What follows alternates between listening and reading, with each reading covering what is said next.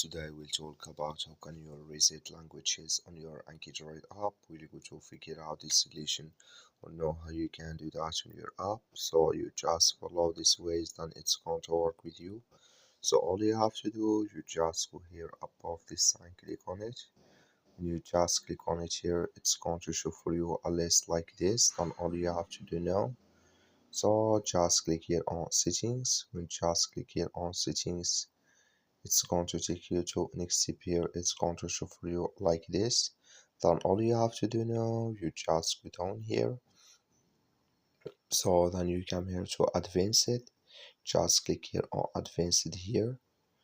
Then it's going to take you to this list here. You come here to reset languages. So just click on it and you click here on OK. Then it's going to reset with you on your AnkiDroid app.